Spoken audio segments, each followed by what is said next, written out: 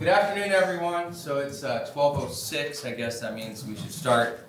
So welcome to the Mendoza College of Business for today's installment of this year's Ethics Week Talks.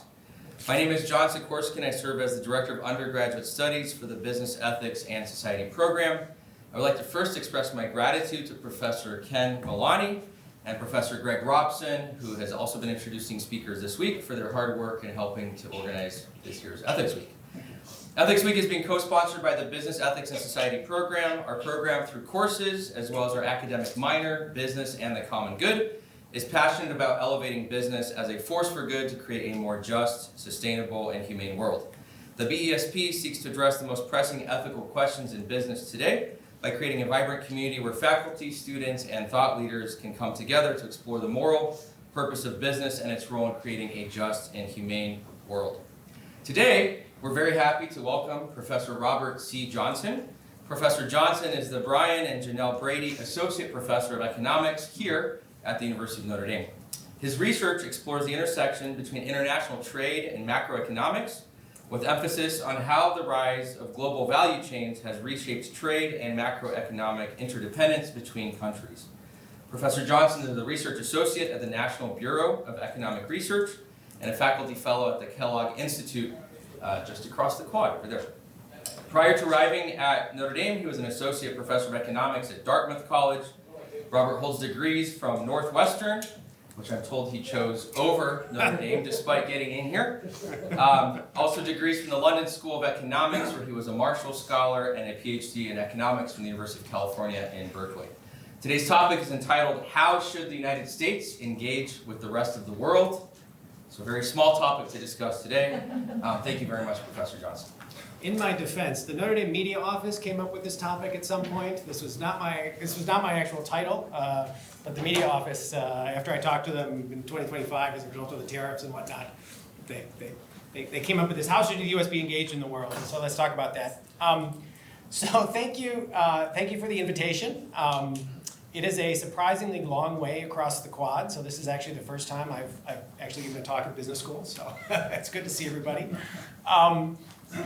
It's also a bit of an unusual talk for me in the sense of I haven't given this talk before, but I've been thinking about a lot of stuff, and it sort of gave me a chance to sit down and put together some material and some thoughts to share with you today. So I'm looking forward to that.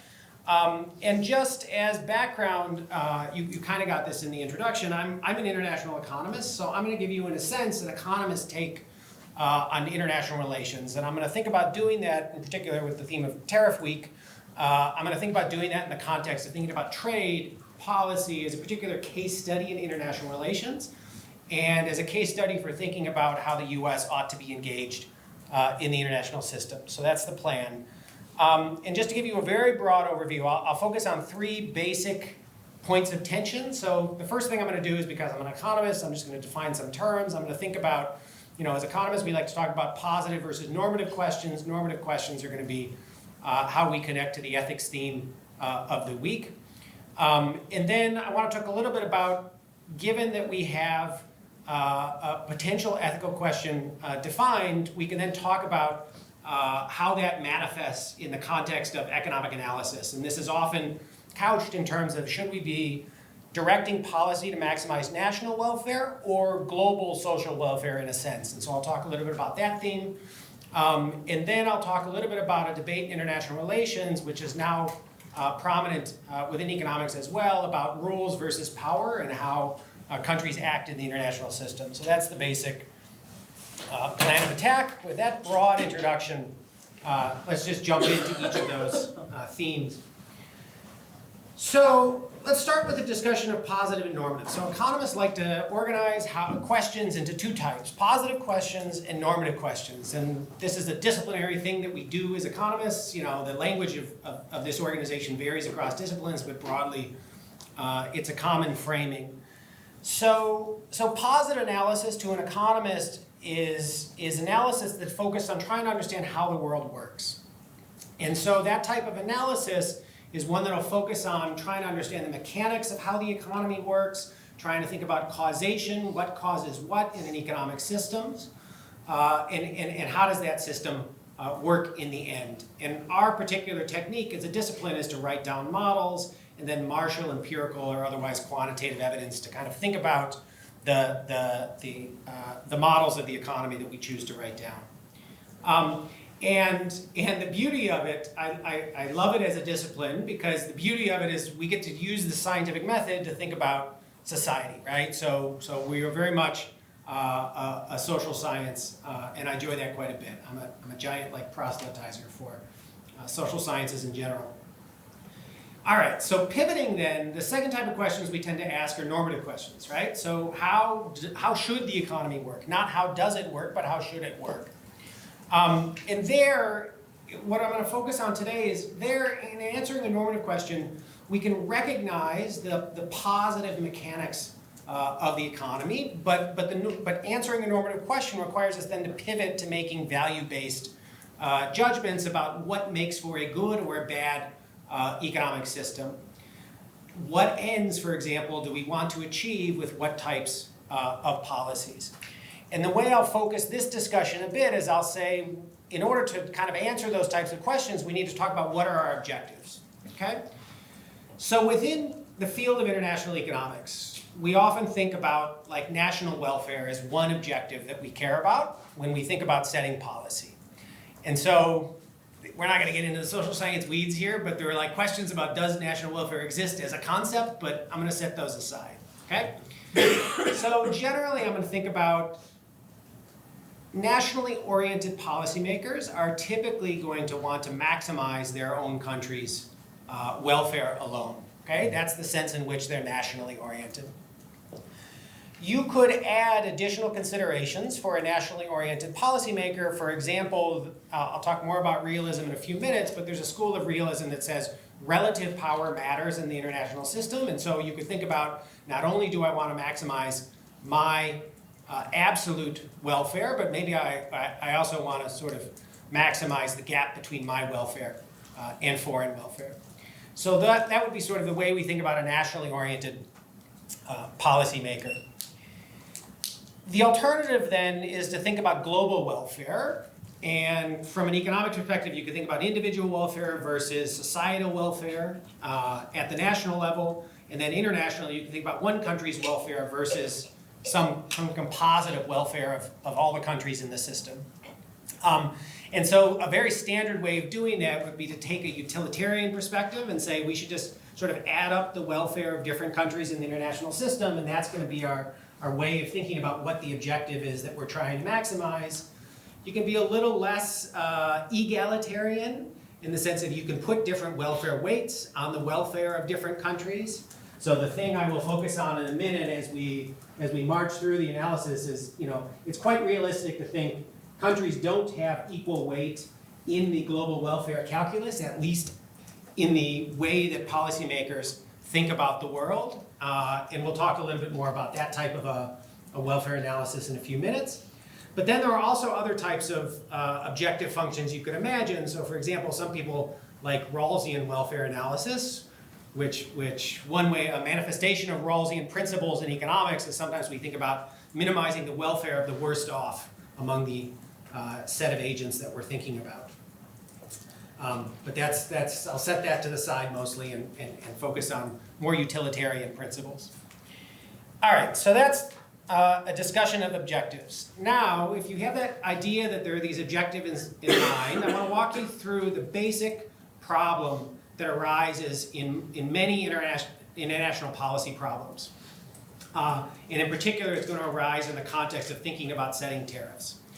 So the fundamental problem is that welfare of particular countries is going to depend on policy choices. So the way I've written this on the slide, this is like the most technical slide of the whole talk. The way I've written this on the slide is I've said that home welfare, W, is a function of home's policy choices, tau, and foreign policy choices, tau star. And then on the flip side, foreign welfare is a function of home's policy choices and foreign's policy choices as well. So both my choices and your choices affect my welfare and vice versa. And then the standard way we would think about this is, okay, if you have a nationally oriented policymaker, they're going to want to choose a unilaterally optimal policy. Typically, they're going to want to choose their instrument tau, taking what the foreign country is doing as given, to maximize their welfare. And so you could think about the solution to that problem as being associated with a standard first order condition. Okay? You don't need to understand any of the details, but this is the way we think about it. So what's the problem with that problem as I just specified it? And what's the problem from nationally oriented policymaking? The problem typically in the international context is going to be that often it's the case that my policy choices that help me may actually hurt you. So in the context of tariffs, for example, we'll talk about how it's the case that when I raise my tariffs, it's going to hurt the foreign country. What that does is generate a beggar thy neighbor policy spillover, or another way to talk about it is it generates an international policy externality. So the beggar thy neighbor spillover is basically one where the gains to me from my policy choice come essentially at your expense. And I actually had to look, prompted by this discussion of beggar thy neighbor. I mean, this is a term we use all the time in international. I actually looked up the etymology of the phrase yesterday again. So apparently beggar thy neighbor was like a 19th century card game they used to play in Britain. And it had a zero-sum dynamic to the card game. And so that's the idea that I want you to have in mind. There's some zero-sum element to these policy choices. And so tariffs are one classic example. Depending on how comfortable you are with the analysis, macroeconomic analysis of tariffs, this may or may not make sense. But the gist is, when it's the case that I raise my tariff, one of the ways that affects foreign is that it tends to push down the price that foreign countries receive for the goods that they're producing and selling onto world markets. And so when the US raises its tariff, it's going to be hurting producers abroad, and foreign governments are going to care about that. So that's one way that you get this beggar thy neighbor dynamic. Another way is that when I raise my tariff, I might experience benefits from it, but those benefits come partly at the expense of what we call, in econoland, deadweight losses. There's a loss of exporter surplus associated with my distortion of world markets. And so that's a second way in which my choices could hurt you. But the bottom line is that there is this externality in the sense of my choices are going to affect you, but I'm not necessarily going to take your losses into account when I set my policies if I'm a nationally oriented policymaker. So that's the setup. That's the standard kind of policy problem we think about. So then an interesting question is, okay, the way to remedy that policy problem is, well, there's a variety of ways we can think about doing it. One is that we might objectively care about welfare of the foreign country. And in that case, we're going to take into account the fact that our gains come at foreign's expense. So technically, I would say the question is, should we put a positive weight on foreign welfare in our decision making? And so I'll give you a couple of grounds for thinking about that now. So I'll start with the Catholic grounds for putting weight on foreign welfare. I have been struck actually in given that we've had this upheaval in the international system, I've been struck listening to I hadn't paid much attention to it until recently, how the church talks about international relations. And so if you go to the Conference of Bishops website, they talk about how loving your neighbor has global dimensions. That's like a direct reason why we might put some weight on foreign welfare in our decision making.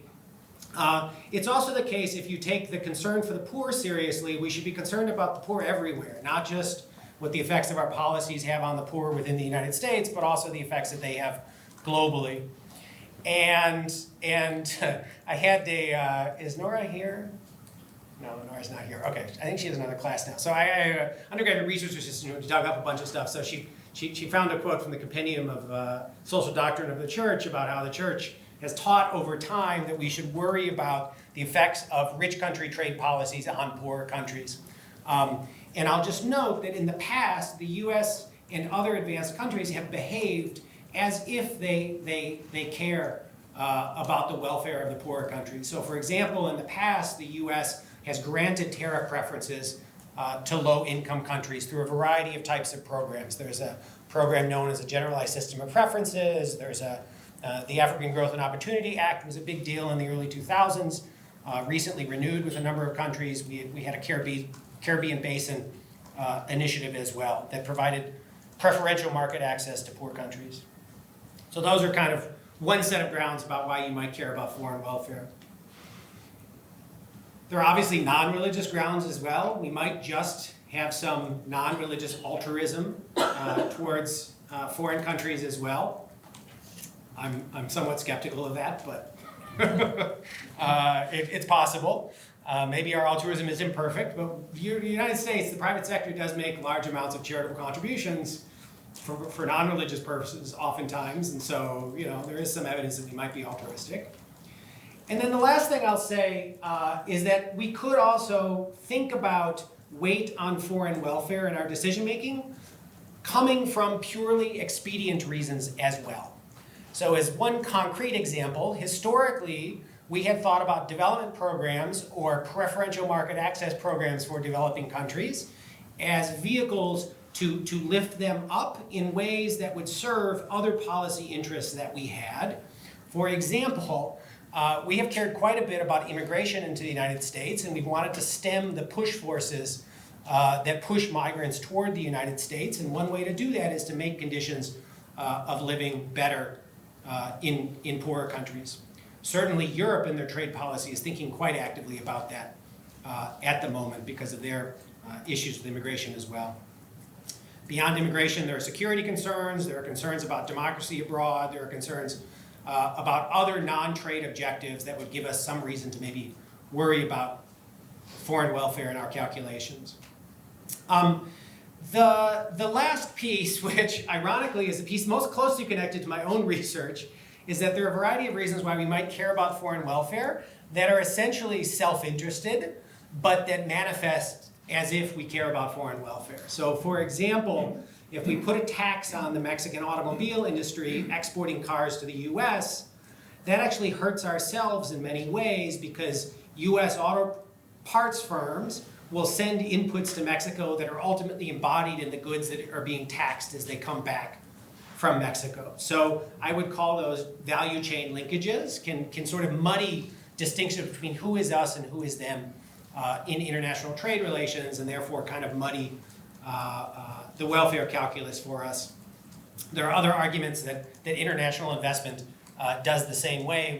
When the US puts a tariff on German cars, that's also implicitly hurting me because through my Notre Dame pension plan, I own German stocks, for example. So that would be another way that I might care about what appears to be foreign welfare as a result of the policy. So those are kind of a few reasons why we might think alpha might not be zero, why we might put some weight on foreign welfare in our decision making. So recently there's been a good amount of pushback against assigning large weights to foreign welfare in decision making. So this is not a new idea, but a counter argument to all the things I just said is that there's this school of international relations thought which talks about how we need to be realistic in the sense that being realistic about the world as being one in which power is important and we need to use power in order to gain national advantage is one where we should be very careful in how much weight we put on foreigners in our decision making. So as an example, everyone's favorite, it was like the quote of January, partly because Mark Carney at Davos used this quote in his speech, but this is an idea with a long intellectual tradition. So, Thucydides talks about the strong doing what they can and the weak suffering what they must. I enjoy this particular quote when you think about the problem I just specified with home and foreign welfare. Machiavelli in The Prince says, to help another ruler grow powerful is to prepare for your own ruin. And so while these are long-standing ideas, I will note that they have become recently quite prominent in the debates that we've been having at the national level. So a quote that got seared into my brain was when Stephen Miller talking to Jake Tapper was just very explicit about the ways in which power and strength are the currency of the international realm, so to speak, and that we need to be doing everything we can to marshal our powers and deploy our powers in a realist way to gain maximal advantage in our international relations. So I set that up as a bit of tension. You could sort of think about how we might want to care about foreigners, and then there's this alternative school of thought that says we shouldn't. So I set that up with a little bit of a tension because I want to use trade now as an interesting case study for thinking about how we navigate those trade-offs, how it might be the case that we live in a world where power is important, and I concede that point as a positive statement. Power matters.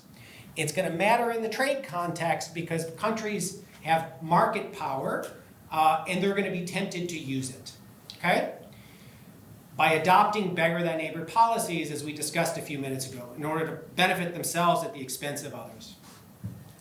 What I find interesting is even if you concede that point, that power matters, it's not the case that you should necessarily use the power, or it's not the case that we want to live in a system where power is what matters ultimately in determining policies and how we interact with other countries. And so I want to talk a little bit about that point as we go.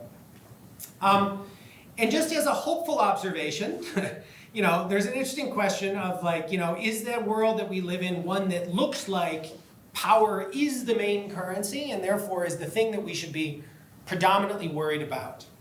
I will give you a hopeful observation. If you look at trade policy again as a case study, it does not appear countries are using their power in ways to advantage themselves over others. So as a very recent example, there's literally a paper, it's dated January 2026, although I saw this paper presented a while ago, so it's been around, but economists take forever to publish things. There's this paper by this prominent group of economists that basically tried to figure out what that weight is that we place on, that national policymakers place on foreign welfare. And what they did was basically look at trade policy as it was set in 2001, and they estimated the weight that each country places on foreign welfare in how it's setting policy. We won't go into the details, but the bottom line is what they're doing maps directly to that alpha parameter I gave you a few minutes ago. So interestingly, what they found was, if you look at observed real-world policies, it looks like we put, and most countries put significant weight on foreign welfare. So they got an estimate of alpha about 0.75, which means that I weight foreign welfare in my objective function as I set tariffs almost the same, only 25% less than I weight my own welfare. So that's not perfect altruism, but it's not bad. It's actually better than I thought it was going to be. And then I'll give you a bit more good news. They do this over time as well. They find that this has been rising over time. So rather than countries clearly looking like they're behaving worse over time on this front, they actually seem to be behaving better over time. So by 2019, they get a number like 0.9.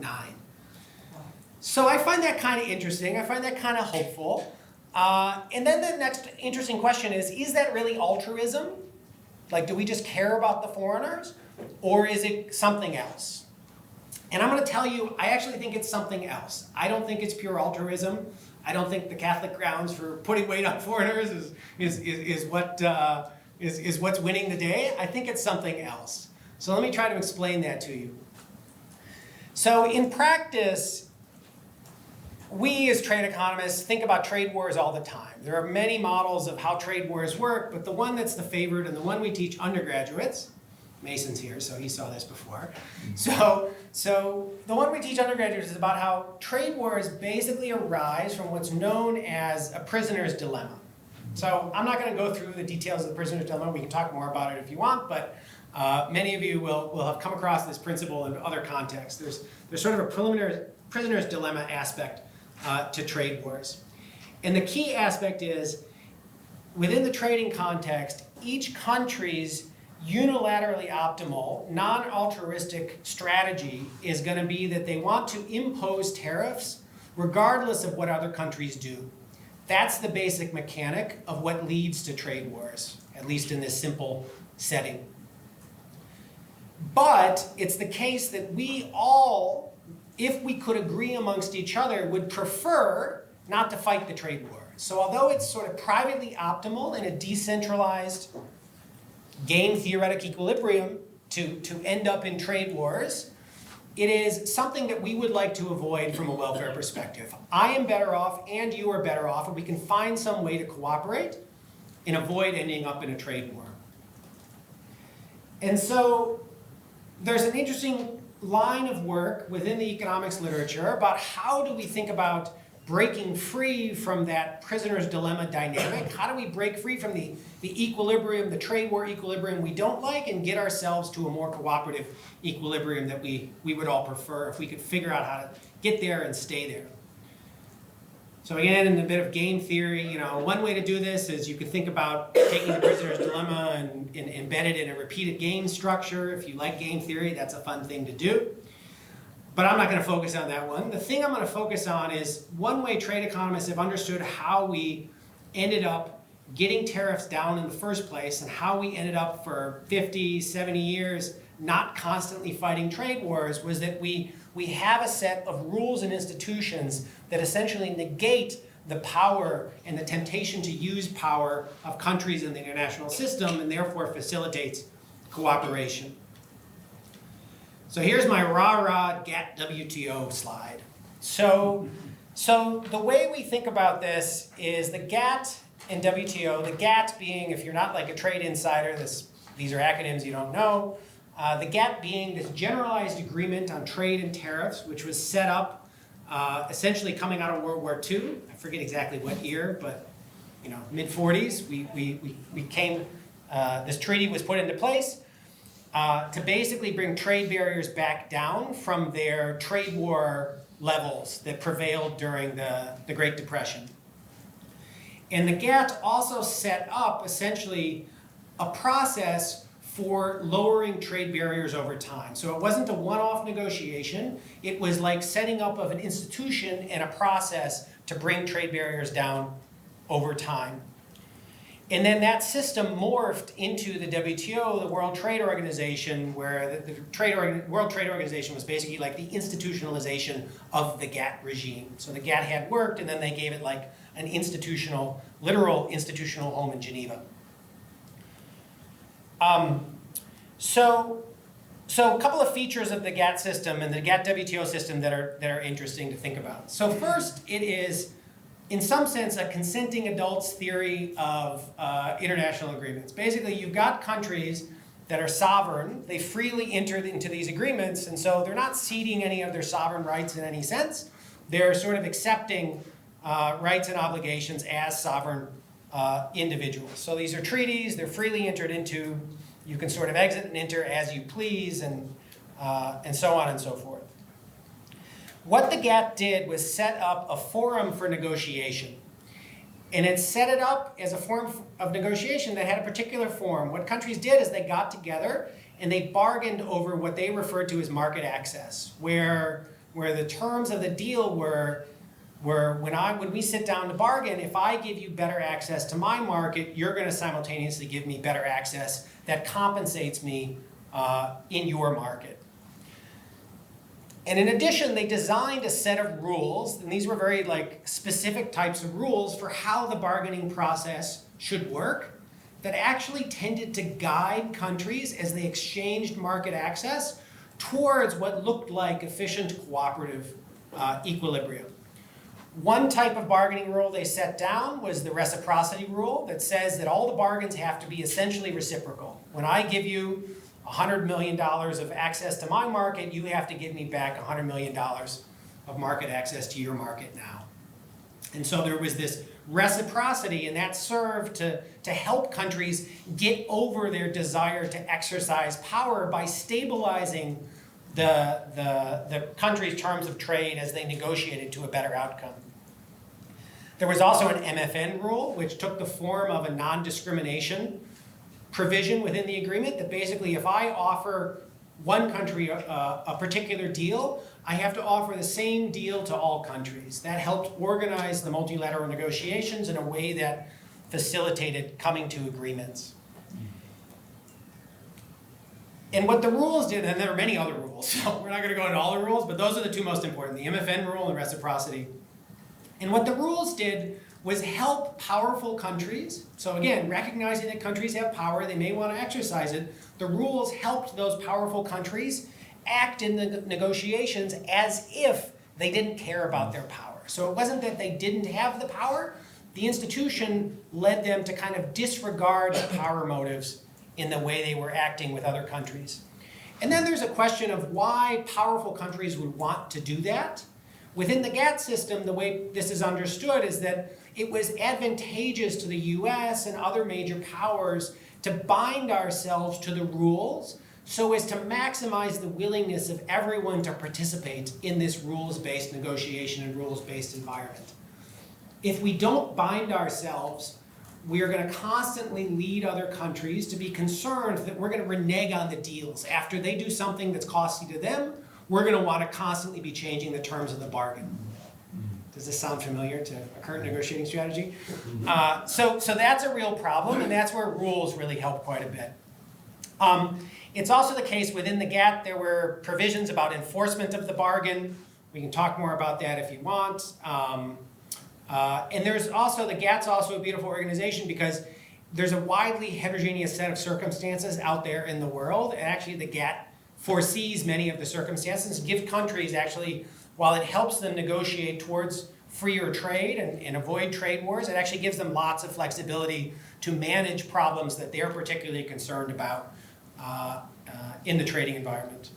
So that's my proselytization for the GATT WTO system and kind of a description of ways in which the institution and the rules-based order operated in the trade sphere for a very long time, basically the last 70 years.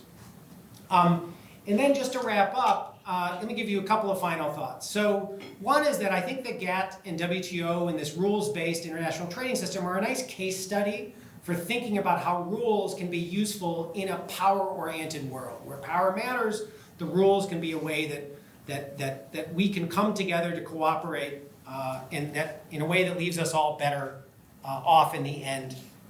And I'll just note quickly, this applies to the rules-based trading system, but there are many other areas, including collective security, for example, where rules-based agreements and institutions probably also play an important role.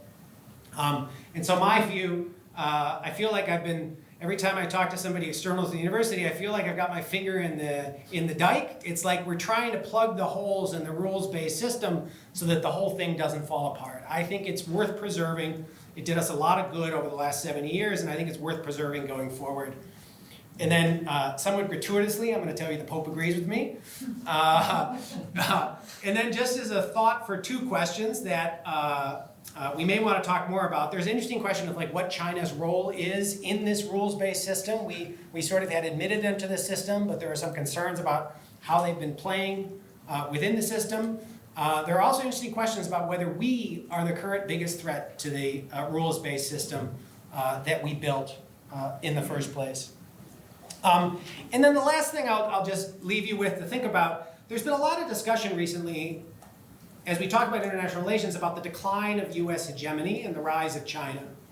I think a bunch of this is kind of overwrought in the sense of the US is as important in the global economy essentially as it ever was.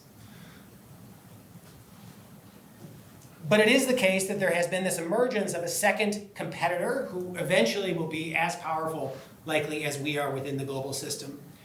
And the point I want to leave you with is the rules-based system does not need to be discarded because there's a second hegemonic competitor. We lived and we built the rules-based system when we were engaged in a serious hegemonic competition with the USSR.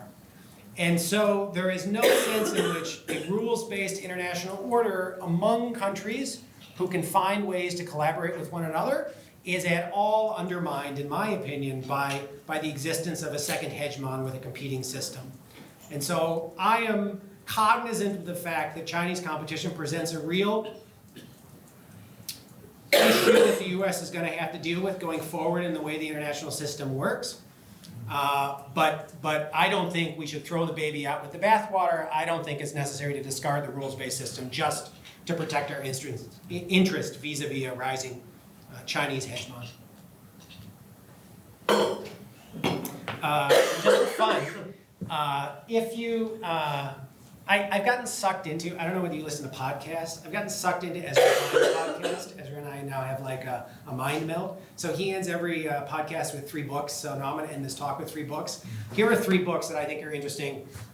One is by a former colleague of mine at Dartmouth, who's now the chief economist of the WTO. Bob Stager does an extremely good job of explaining in intuitive terms how the international system works. He's actually like the high priest, so to speak, of the WTO, and he wrote down much of the theory that sort of helps us understand the role of the institutions of the WTO in helping us cooperate in the trade sphere.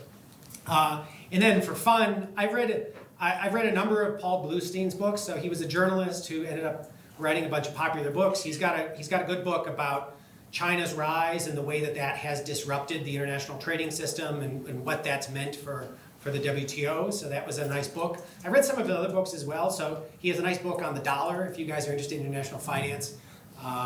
He has some other great books from earlier on. He's kind of a keen observer of international institutions. And then I also have found, I don't agree with him about everything, but I have found some of Robert Kagan's work recently, thinking about the US international order as being useful. I feel more and more like I'm getting older, everyone around me is getting younger. I feel more and more than like we need to do a little history lesson with a lot of people about what the world looked like and why it looked the way it did and the benefits that the international order has created for the United States. So I'll leave you there. Questions?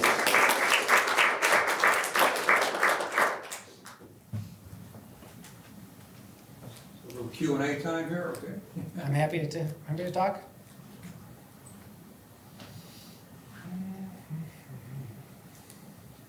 Well, let me talk about the 500-pound gorilla then, okay? What has Trump's role been in basically starting or heating up the economic wars? That pretty, in my opinion, it pretty cooled down for a while, right? We were kind of getting along well with Canada and the UK and that type of thing. And then the last year or so, tariff this, tariff that, okay? Sure. I think the thing that trade economists have been ruminating on is some of the stresses and fissures in the global economy right now, I do think are specific to the Trump administration, 1 and 2. I think there's no question that there are a variety of policymakers within the administration, and Trump's own views on these issues is one that has tended to downplay the importance of institutions and play up the role of power in international relations.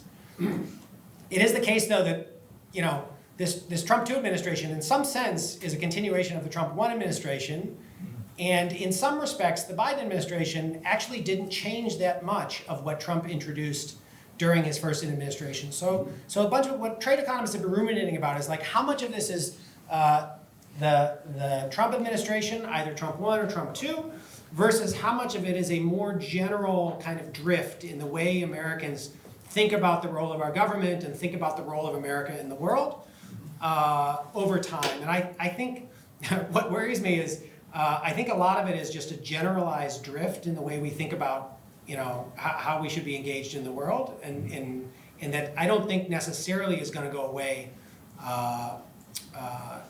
with whatever happens 3 years from now when Trump exhausts his term limits. I think he's leaving in 3 years. We'll see. So yeah, but it's a hard question. How much of it is Trump versus how much of it's just the general zeitgeist of the moment? Yeah.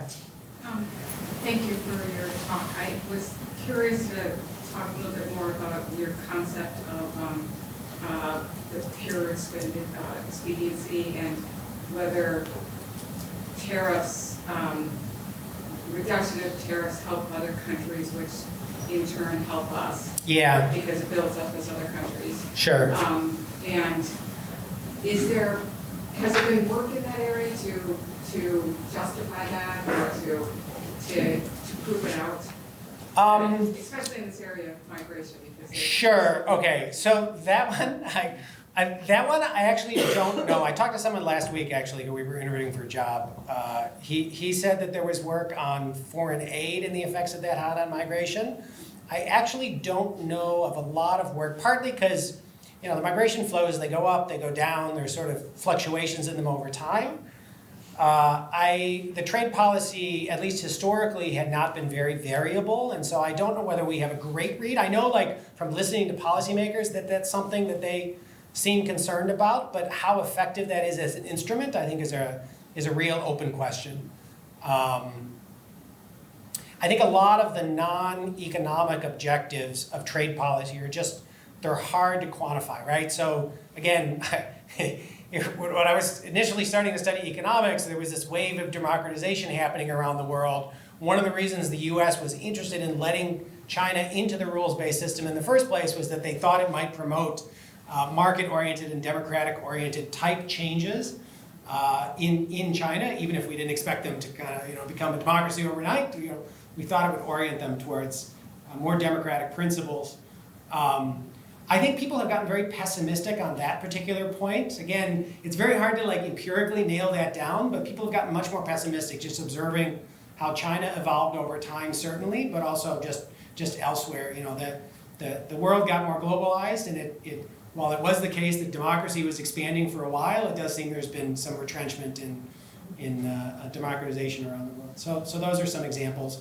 I think what we have a much better read on is the narrow self-interested reasons. So I've done work on this. One of my co-authors at Dartmouth, Emily Blanchard, has done work on this, where it is the case, if you look at the way countries conduct trade policy, it looks as if they are aware of the fact that their actions by hurting foreign countries might actually ricochet back and hurt ourselves through sort of commercial relationships, through business relationships, through value chains across borders, through international investment and those sorts of channels. But those are easier for us as economists to like quantify. So I have better hard evidence on that point. Yeah. What seems different now, I don't know if it is, you throw in the mechanics of simply walking away from agreements. Sure. I don't see how you get back to the structure we have with that in place. When it's the case that it's been normalized that we can walk away from agreements that we've struck. So I think that's right. So one of the theories of why trade agreements are advantageous is the one I gave you about neutralizing terms of trade externalities. But another one is that what the trade agreements do is actually bind the governments in ways that they want against their own like domestic interests. And as soon as you don't treat the agreement as binding anymore, it becomes just a free-for-all. You're constantly renegotiating the state of play based on how things are going over time. So I do think that's a real problem. And so, for example, Canada is pissed at us right now for a variety of reasons. Right? Carney gave this speech in January at Davos, which basically told the rest of the world, Canada's pissed. We think you should be pissed too. We're not interested in doing agreements with the US anymore. So I'm very interested to see what's going to happen, because NAFTA is actually up, well, NAFTA, I call it NAFTA. The USMCA is up for renewal, right? Every certain amount of time, we're supposed to review the agreement. I am very curious to see what happens as we go to the table with Canada again, because I think Canada rightfully should be concerned about whether we're going to live up to whatever we sign our name to. And in fact, actually, the theoretical paper that initially pointed this problem out was actually about how Canada had the same sets of concerns when it initially signed the free trade agreement with us in '89, but that we overcame those concerns by treating it in a way that was essentially binding. So yeah, I think the inability to make and keep agreements is a frustrating point on my end, and I'm not entirely sure like what takes us back to the world in which we could make credible agreements. Again, I feel like I don't know, as I've gotten older, I've come to an appreciation that at the end of the day, rules matter, but really what matters is norms. And one of the things that kept us living up to our own agreements was just the norm that when we make an agreement, we're gonna live by that agreement. And I think kind of rebuilding the consensus that that's the way we ought to be behaving is a useful thing to think about. I'm not sure we can do anything legally. I do think in some sense, developing a domestic political consensus around the norm that our word is good and we're going to live up to our commitments is important. Yeah. Do you have a point of view on the Supreme Court? Ho my main point of view is, what the heck are they doing? Where's the decision? I think they're slow playing this. I think they're very concerned about the political ramifications of it. They must be haggling over some detail because everyone expected it to be out by now. What do you think about the Supreme Court? I think on the face of it, it's very hard. I mean, okay, just so everyone understands, everyone's following the Supreme Court thing or not? Okay, so the tariffs, most of the tariffs introduced in 2025 were introduced under a law known as IEEPA, which was an emergency law. And so by declaring a national emergency, it gave the president power to regulate imports. And then the Supreme Court's debating whether tariffs amount to regulation of imports or not, or whether they don't, or whether they're taxes or whatever. And so they're adjudicating whether this was a valid use of the law. My own, as an economist, my own view would be that on the, I don't know the legal side of this, but on the face of it, just using the national security law to impose the tariffs was somewhat ridiculous. The declaration was that trade deficits amounted to a national emergency and therefore we needed to jack up tariffs. But we've run trade deficits for like 4 or 5 decades at this point. And so if it's a national emergency now, it was a national emergency in 1990 and no president thought they had that power. So I think on the face of it, you know, I expect the Supreme Court to, in some way, shape, or form, strike down the tariffs, but I don't know what they're going to do in the end. The administration has said if they lose the IEEPA law as a justification for the tariffs, that they'll go use other provisions of trade law that grant them some discretion. It is the case that those provisions are harder to use because they grant less discretion. You have to go through administrative procedures, and there has to be fact-finding and yada, yada, yada to impose barriers. IEEPA was unusually broad in its discretionary authority granted to the president.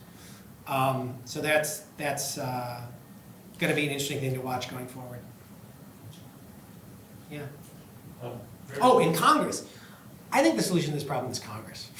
The constitutional government, the Constitution endows Congress with the right to levy taxes, including border taxes. And so I would be, even whether you're pro-tariff or anti-tariff, I would be in favor of putting this before the Congress and just doing something that we all can agree on and we all can agree is going to be the law of the land going forward. So if we think we should be closing off the US economy to rebuild US manufacturing, we can have that debate, and I think it should be decided democratically, and then we should set in place a durable regime that gives people some certainty. So, Congress. I've talked to, Paul Wright hangs out on campus. I've talked to him about this too, so it's fun. He's To that point, we talked about this a little bit yesterday and Monday, is that Congress, at least at this point, appears to be giving up their power to the executive branch. So, Well, you saw they lost the vote yesterday. so if the balance of power changes, which may or may not in the midterms, Sure. or at the end of this administration's term, that may swing things the other way. Yeah. We don't know. No, I agree. You mean in terms of how active Congress wants to be? So I think it's based on, so the House passed a vote yesterday with a couple of Republicans saying that they were going to bring a debate to the floor about the tariffs. And so I do suspect, this is just, my off-the-cuff political forecasting, I do suspect that the Democrats will make an issue out of this if they can take back the House in November. But that said, what's really weird to me regarding US trade policy has been the way that the parties have swung over time. Mm-hmm. There has been a non-stable coalition around tariff policy, right? So it was the case the Democrats were protectionists, the Republicans were not. Now we've flipped to the Republicans are protectionists, the Democrats are not. Mm-hmm. I don't know what the long run stable equilibrium looks like. US politics doesn't feel particularly stable to me at the moment. So like, what new coalition is going to emerge that's going to be either pro or anti is hard to know. But that's also where I think, having less executive action and more democratic discussion about how we should be engaged in the world is a valuable thing. Yeah, sorry, I don't know who to call. Yeah, go ahead. Very interesting talk, very lively. I wonder whether there is a good explanation or enough support to suggest that trade policies that were in effect, WTO and so forth, have had a significant influence on poverty in the world. Okay. And if that is true, is there already evidence that poverty will increase based on current behavior? So that's a very interesting question. So there is a lot of work about the benefits that opening to international trade has conferred on developing countries and emerging markets and the role of trade in facilitating poverty alleviation. I mean, the greatest poverty miracles are the reduction in poverty in China, the reduction in poverty in India. A bunch of other Asian countries had huge success as well. Vietnam is a case that I know a little bit about as well. And it does seem like trade played a large role in all those cases of helping them kind of start the industrialization process in a way that had significant impacts on poverty alleviation. I mean, you know, in terms of would pullback from globalization reverse that, I think we don't entirely know that yet. Obviously, it's like too soon to really see long-term impacts, but it's also the case that, you know, China now is out of their they're not as dependent as they used to be on trade to generate growth and poverty reduction. So I'm not sure how big of an effect, say, more protectionist policy to China would have on their poverty alleviation. And oddly, one of the things that's happened is because we've raised tariffs on China, a whole bunch of economic activity has been displaced to other emerging markets. So like Vietnam is booming because they've become like the new China in terms of locating manufacturing. So I don't have a great read on that. I mean, I think based on what I know about the history of trade and poverty reduction, I would anticipate a less open world would be bad for global poverty reduction, but you know, there's a lot of mechanisms. What metrics do you guys usually use to measure for utility? When we're talking about a nation's utility and... Yeah, sure. I did this like in a very, very broad way.